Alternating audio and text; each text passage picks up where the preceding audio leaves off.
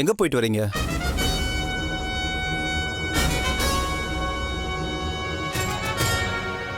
இதுக்கு கண்டிப்பா நான் பதில் சொல்லணுமா? ஆமா, நீங்க எங்க போயிட்டு வந்தீங்கன்னு எங்க எல்லாருக்கும் தெரிஞ்சாகணும். பதில் சொல்லுங்க. ஹாஸ்பிட்டல் போய் மாமாவை பார்த்துட்டு வரேன்.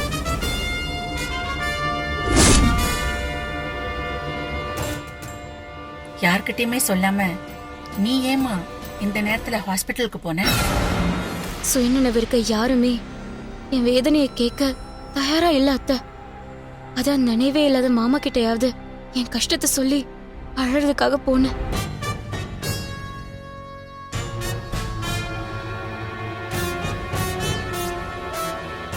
அத்தை டிராமாவை ஆரம்பிச்சிட்டா. ஏன் கல்பனா இப்படிலாம் பேசுற?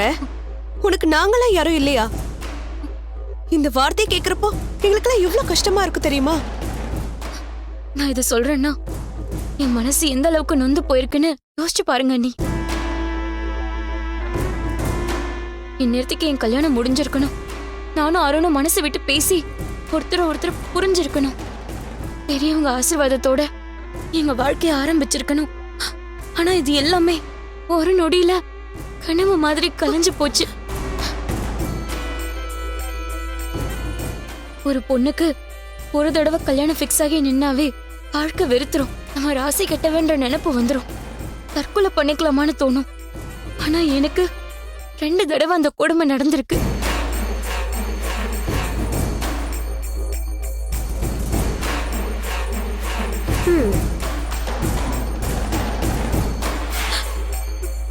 என் மனசு என்ன பாடுபட்டிருக்கும், நான் எவ்வளவு வலி அனுபவிச்சிருப்பேன்னு நீங்க யாராச்சும் யோசிச்சு பாத்திருக்கீங்களா? இல்ல ஆறுதல் தான் ஏதாச்சும் சொல்லிருக்கீங்களா?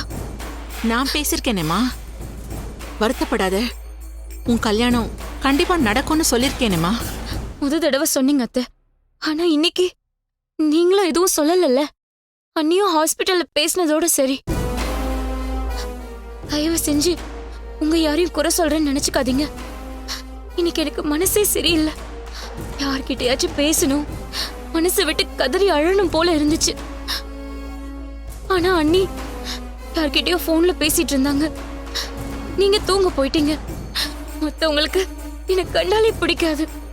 என் வேதனை கேட்கறதுக்கும் அழுகையை தொடக்கிறதுக்கும் யாருமே இல்லாம தனியா நின்ன மாதிரி இருந்துச்சு.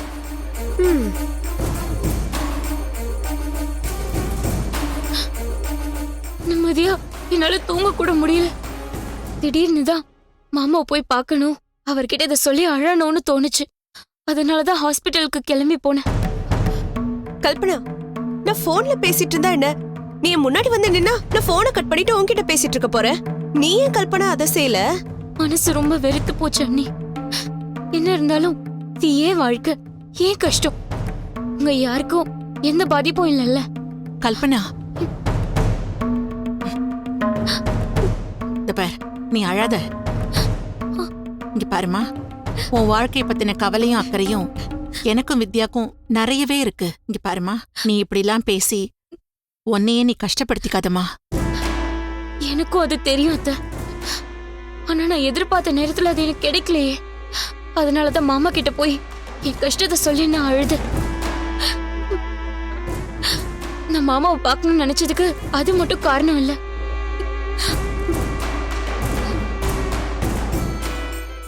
என் கல்யாணம் முடிவான இந்த நேரத்துல மாமாக்கு இப்படி ஆனதும் என் கெட்ட ராசிதான் மாமாவை பாதிச்சிருக்கும்னு எனக்கு பயமாயிடுச்சு.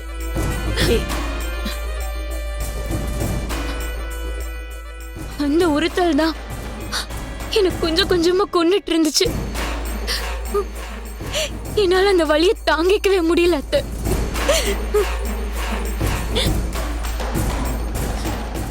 சீக்கிரம் கண் முழிச்சு என்ன பாருங்க மாமா, குணமாகி பழையபடி வாங்க மாமா, என் உறுத்தல்ல இருந்து என்ன காப்பாத்துங்க மாமான்னு ஹாஸ்பிட்டல்ல போய் மாமா கிட்ட கதறி அழுது. அதுக்கப்புறம் தான் மனசு ஓரளவுக்கு லேசாச்சு அத்தை. ஆனா அருண் கிட்ட யார் என்ன சொன்னாங்கன்னே தெரியல. ஹாஸ்பிட்டல்ல இருக்கிறப்பவே எனக்கு போன் பண்ணி என்கிட்ட குற்றவாளி விசாரிக்கிற மாதிரி விசாரிச்சார் அத்தை.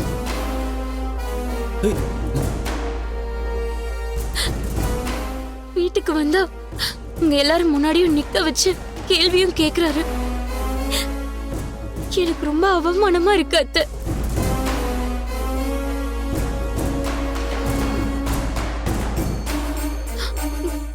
நான் மனசறிஞ்சு எந்த தப்பும் பண்ணல அத்தை. என்னை எப்படி இந்த குடும்பத்துல ஒருத்தைய ஏத்துக்கிட்டீங்களோ அதே மாதிரிதான் நானும் இதை என் குடும்பமா தான் ஏத்துக்கிட்டேன். இவ்வளவு சொந்தம் கிடைச்சதுனால நான் என் அம்மாவை கூட மறந்துட்டேன். ஆனா அருண் என் மேல அனாவசியமா சந்தேகப்படுறதும் என்னை கூப்பிட்டு வச்சு விசாரிக்கிறதும் எனக்கு அசிங்கமா இருக்கு அத்தை.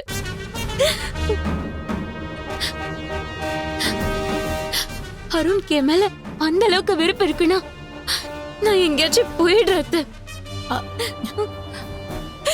என்னால இந்த சித்திரவதையை இதுக்கு மேல அனுபவிக்க முடியாது அத்தை.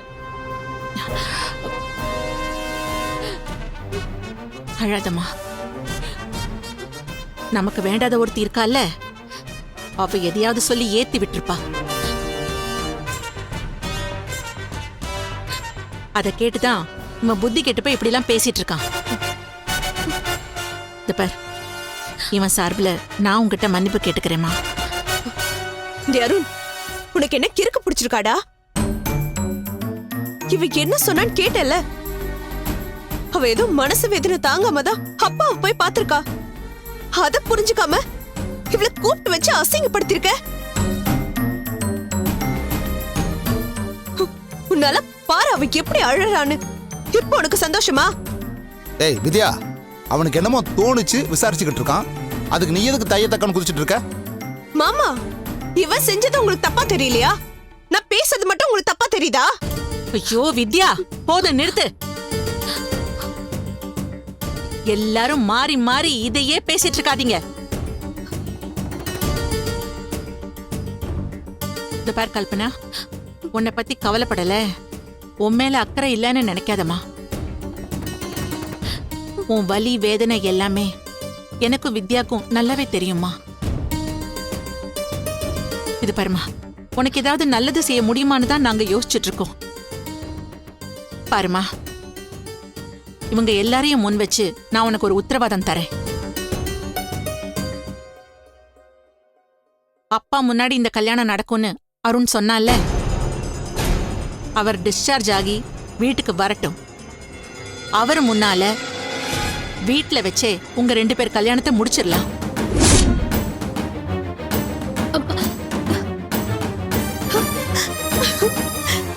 இது நான் உனக்கு பண்ணி கொடுக்கிற சத்தியம்மா.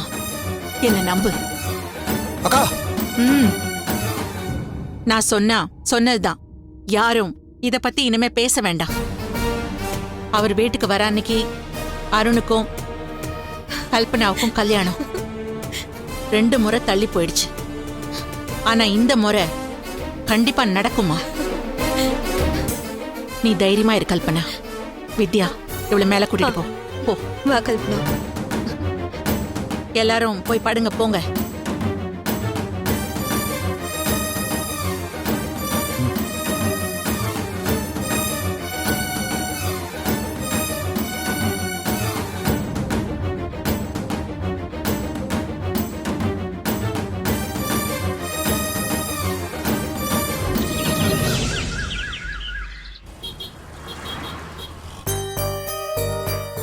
ஏன் அப்படி செஞ்சு ரஞ்சிதா? கல்பனா அப்பாவை போய் பாக்குறதுல உனக்கு என்ன பிரச்சனை இருக்கு? உன்னால அவளை சந்தேகப்பட்டு அவளை கேள்வி கேட்க போய் எல்லார் முன்னாடியும் நான் அசிங்கப்பட்டதுதான் மிச்சம். ஏற்கனவே நான் உன் பேச்சு கேட்டு ஆடுறேன்னு எல்லாரும் சொல்லிட்டு இருக்காங்க. இப்போ இந்த கெட்ட பேர் வேறயா? இதெல்லாம் எனக்கு தேவையா ரஞ்சிதா? அருண், கோச்சுக்காதீங்க அருண். நீங்க அசிங்கப்படணும்னு நான் போய் நினைப்பேனா? வீட்ல ஏதோ பிரச்சனைங்கிறத அவ முன்னாலேயே கெஸ் பண்ணிட்டா. அதான் உண்மையை சொல்லி பிரில்லியண்டா நடிச்சு தப்பிச்சிட்டா. ஆக்சுவலா நான் தான் தப்பு பண்ணிட்டேன். உங்களை அவளுக்கு ஃபோன் பண்ண சொல்லிருக்கவே கூடாது. வீட்டுக்கு வந்ததுமே எங்க போயிட்டு வந்தான்னு விசாரிக்க சொல்லிருக்கணும். அப்போ அவ கண்டிப்பா மாட்டிருப்பா. இல்ல ரஞ்சிதா, அப்பயும் அவ உண்மைதான் சொல்லிருப்பான்னு எனக்கு தோணுது. எனக்கு அவளை பிடிக்காதுதான். ஆனா அதுக்காக அவ செய்யறது எல்லாமே தப்புன்னு என்னால நினைக்க முடியாது. ஏதோ ஒரு அக்கறையில் தான் அப்பாவை போய் பார்த்துருக்கலாம்ல. அவர் நினைச்சு அவ ஃபீல் பண்ணி பேசினதும் எனக்கு ரொம்ப ரியலா தான் தெரிஞ்சுது. எனக்கு எதுவுமே தப்பா தெரியவே இல்லை. அந்த அளவுக்கு அவ பிரமாதமா நடிச்சு உங்க எல்லாரையுமே ஏமாத்திட்டு இருக்கா அருண். நம்ம குடும்பத்துல இருக்கிற எல்லார்கிட்டயும் நான் உண்மையான அன்போட தான் நடந்துகிட்டேன். அது நடிப்பு வேஷம்னு சொல்லிட்டாங்க. ஆனா ஒருத்தி நிஜமாவே அவங்க முன்னாடி நடிச்சிட்டு இருக்கா. அத உண்மைன்னு நம்புறாங்க. ஒரு தப்பான ஆளை நம்புறது எவ்வளவு பெரிய ஆபத்து தெரியுமா அருண்? கல்பனா மாமாவை அக்கறையிலலாம் வந்து பார்க்கல. அவரை கொல்லணுங்கிற நோக்கத்தோட மட்டும்தான் அவ அங்க வந்திருந்தா. நான் டாக்டர் மாதிரி அந்த ரூம்குள்ள போனதுனால அவ திட்டம் பலிக்காம அவ கிளம்பிட்டா. சரி, அவ அப்பாவை கொள்ளதான் வந்தான்னு நீ எதை வச்சு சொல்ற? உன்கிட்ட என்ன ஆதாரம் இருக்கு? ஆதாரம் இருந்தாதான் என்ன நம்புவீங்களா அருண்? நான் இப்ப உன்னை நம்புறது முக்கியம் இல்ல ரஞ்சிதா. அவகிட்ட என்னமோ தப்பு இருக்குன்னு நீ சொல்றல, அது நிஜமா இருந்ததுன்னா அது நமக்குள்ள மட்டும் வச்சிருக்க முடியாது. அது எல்லாருக்குமே தெரியப்படுத்தணும். அதுக்கு நம்ம கிட்ட ஆதாரம் வேணும். ஆதாரமே இல்லனாலும் அவ தான் ஏதோ செஞ்சிருக்காங்கறத என்னால லாஜிக்காவே ப்ரூவ் பண்ண முடியும். நான் சுதா கிட்ட காலையில தான் விசாரிச்சேன். ஏதோ ஒரு போன் வந்துச்சுன்னு கல்பனா மாடிக்கு தான் போயிருக்கா. அந்த சமயத்துல தான் மாமாவும் மாடியில இருந்து கீழே விழுந்திருக்காரு. சோ மாமா விழுந்த சமயத்துல அவ மாடியில தான் இருந்திருக்கா. அவ ஏன் மாமாவை தள்ளி விட்டுருக்க கூடாது? ஹாஸ்பிட்டல்ல அவ கொடுத்த ரியாக்ஷனை பத்தி நான் அப்பவே உங்ககிட்ட சொன்னேன். நேத்து யார்கிட்டயும் சொல்லாம அவ நைட் டைம்ல தனியா ஹாஸ்பிட்டல் கிளம்பி வந்திருக்கா. இது எல்லாத்தையுமே கனெக்ட் பண்ணி பார்த்தா மாமா கீழே விழுந்ததுக்கு அவ தான் காரணம்னு தோணுது அருண்.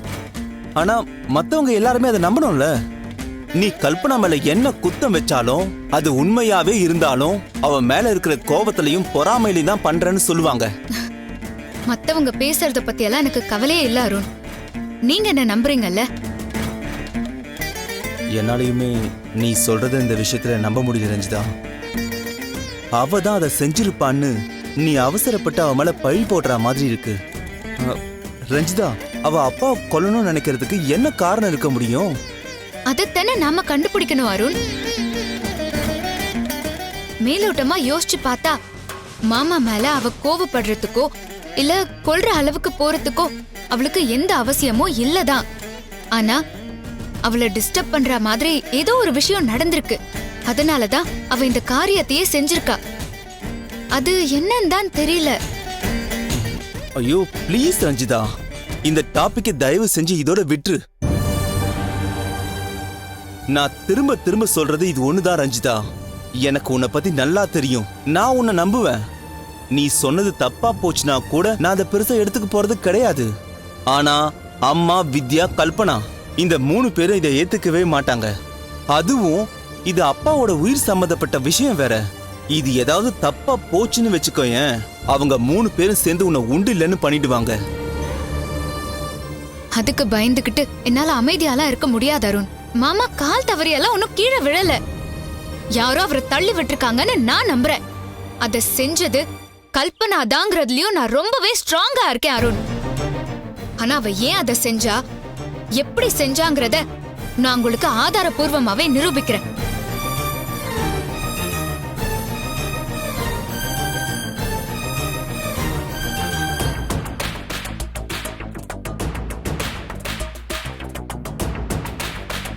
நீ ஹாஸ்பிட்டல் போனது அருணுக்கு எப்படியோ தெரிஞ்சிருக்கு. அவன் எல்லார் முன்னாடியும் வச்சு விசாரிச்சிருக்கான். நீ பயத்தில் பொய் சொல்லியிருந்தா அவன் அதை வச்சே கார்னர் பண்ணியிருப்பான். நீயும் வசமாக மாட்டியிருப்ப. அப்படிதானே?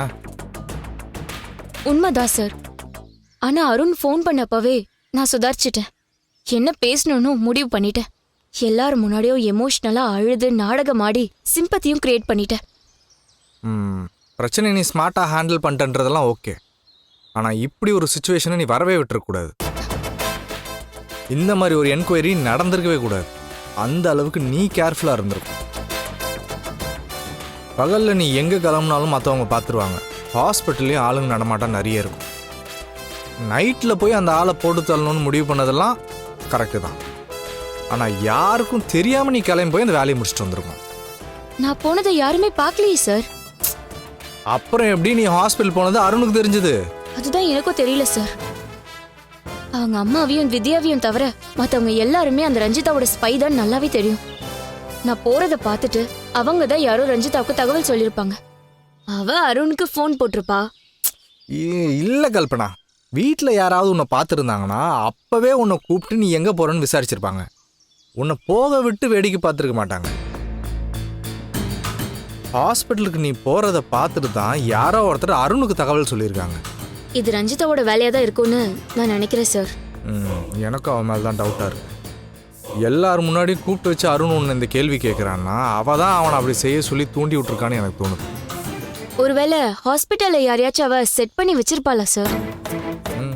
வச்சிருக்கலாம், இல்லை நீ கிளம்பி போகிறத அவளே பார்த்துருக்கலாம். ஆமாம், நீ வெளியே வரப்ப அவள் உன்னை பார்க்குறாளான்னு கவனிச்சியா? இல்ல சார்.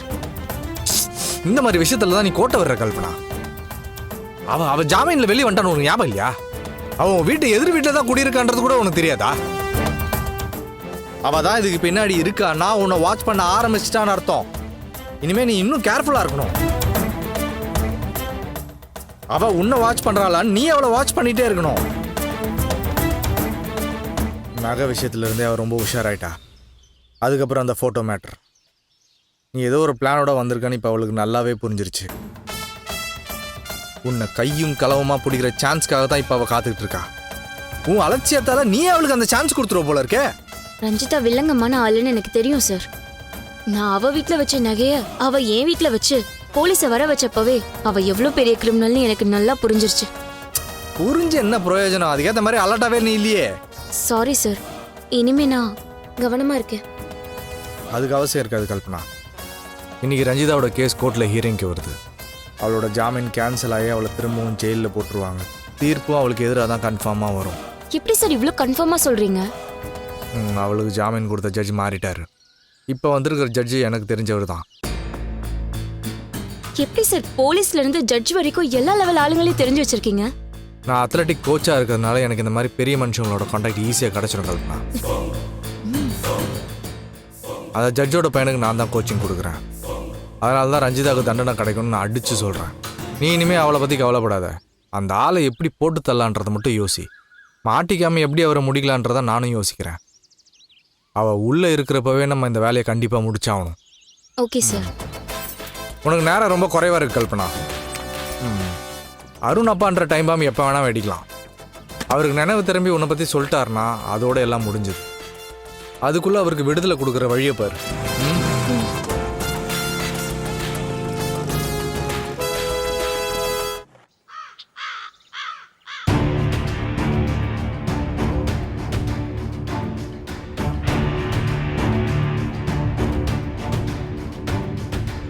இருதரப்பு வாதத்தையும் விசாரித்த வகையில் வளசரவாக்கத்தை சேர்ந்த அருணை ரஞ்சிதாதான் கொல்ல முயற்சி செய்தார் என அரசு தரப்பு மூலமாக தகுந்த சாட்சியுடன் நிரூபிக்கப்பட்டுள்ளது.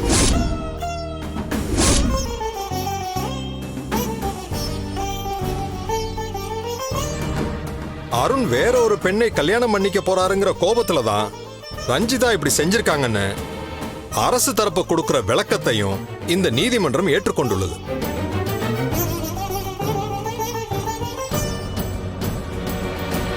வைத்தியர் கொடுத்த மருந்தை தான் ரஞ்சிதா அருணுக்கு கொடுத்தார் என்பது டிஃபென்ஸ் தரப்பில் சரிவர நிரூபிக்கப்படவில்லை.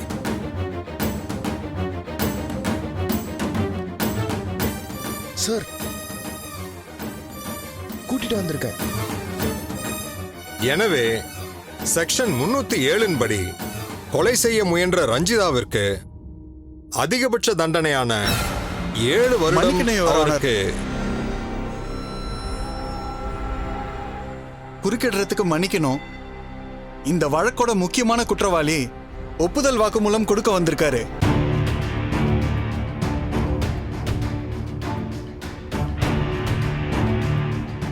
கோர்ட்டார் அதுக்கு அனுமதிக்கணும்னு தாழ்மையுடன் கேட்டுக்கொள்கிறேன். மிஸ்டர் சேகர், கோர்ட்டோட நடைமுறை உங்களுக்கு தெரியுமா தெரியாதா? ஃபைனல் வேர்டிக் கொடுக்க போற நேரத்துல உண்மையான குற்றவாளி வாக்குமூலம் தராருன்னு சொல்றீங்க. என்ன குழப்பம் இதெல்லாம்? சாரி யுவர் ஆனர், இப்பதான் அவரை எங்க கஸ்டடிக்கு கொண்டு வர முடிஞ்சது. கோர்ட்டார் அனுமதிச்சீங்கன்னா அவரை இப்ப நாங்க ப்ரொடியூஸ் பண்றோம். சரி, வர சொல்லுங்க. வர சொல்லுங்க. உங்க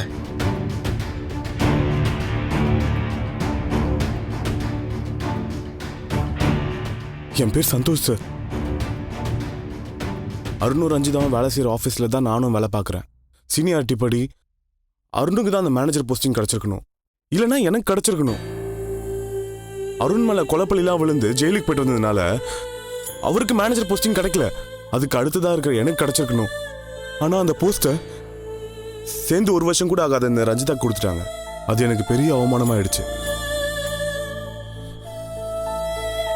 ரஞ்சிதாவை ஆஃபீஸில் கொண்டு வந்து சேர்த்ததே அருண் தான்.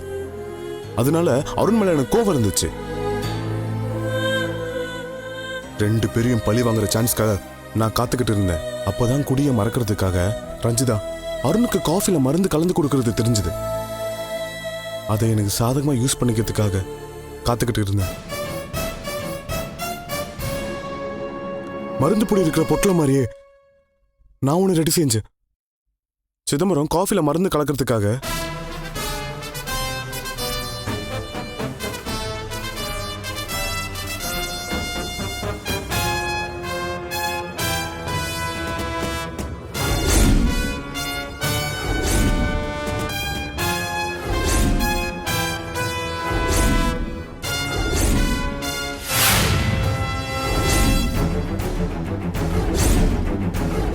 இதுதான் ஐயா நடந்துச்சு.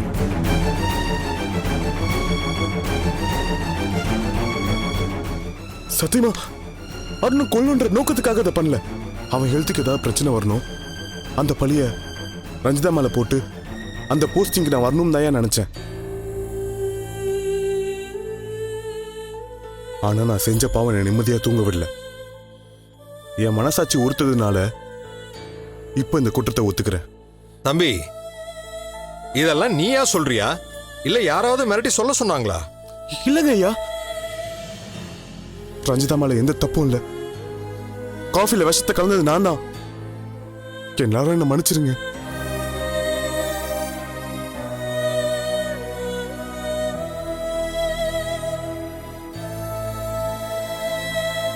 குற்றம் செய்த சந்தோஷ் ஒப்புதல் வாக்குமூலம் கொடுத்த காரணமாக ரஞ்சிதாவை இந்த வழக்கிலிருந்து இந்த நீதிமன்றம் விடுவிக்கிறது.